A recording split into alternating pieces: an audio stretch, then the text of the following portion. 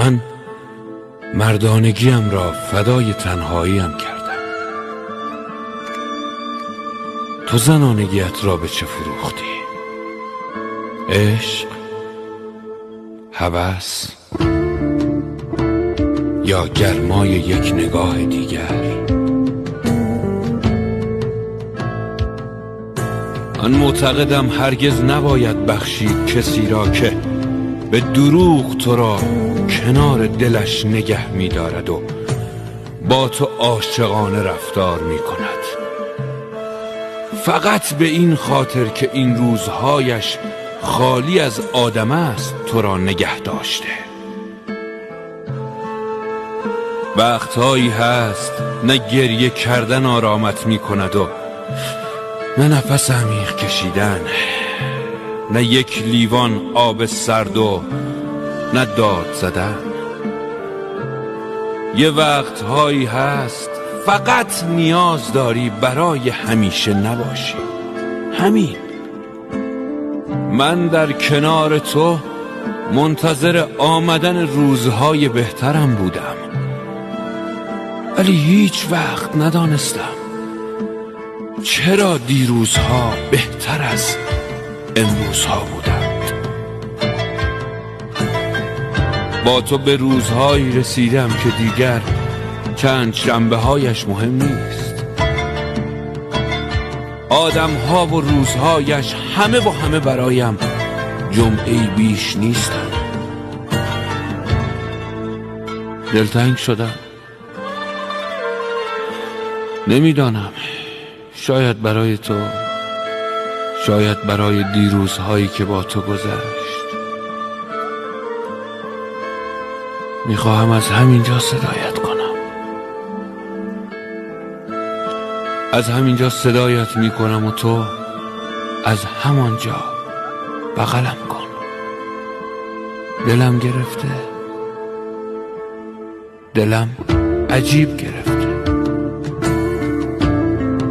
نگران، منتظر، تنها، عصبانی، بهانه‌گیر، همه اینها این روزها من هستم. تو آرامم کن، تو آرامم کن. همه چیز ساده شده. زندگی، عشق، دوست داشتن، عادت کردن و رفتن. گاه گاهی برایت لبخند می زدم. یادت است؟ آنگاه که لبخند می زدم چه عاشقانه نگاهم می کردی. شهامت می خواست سرد باشی و اما مثل من گرم لبخند بزنی، با آن همه خیانتی که تو در حقم کردی. شهامت میخواست. من پذیرفتم که باید پذیرفت. برخی از آدمها فقط میتوانند در قلبمان باقی بمانند، نه در زندگی ما. هوای این روزها را دوست دارم. میدانی چرا؟ مرا به هوای نداشته هایی میبرد که به تمام داشته هایم میارزد. به همین خاطر است که هوای این روزها را دوست دارم. آدمی که دلتنگ است هیچ حرفی حالیش نیست. ای آدم های دور و برش، برایش این همه فلسفه نبافید. او دلتنگ است. میفهمید؟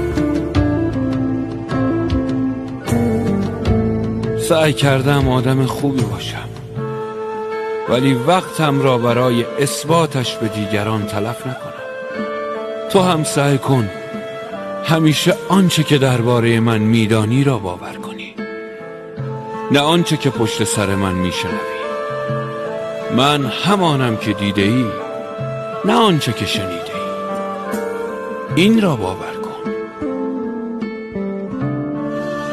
یادت باشد هیچ کس از تنهایی نمی میرد، فقط حرف آمدن که می شود انتظار آدم را می کشد.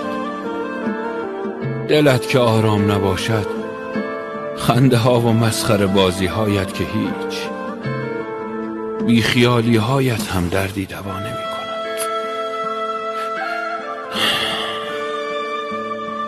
آرامم کن، آرامم.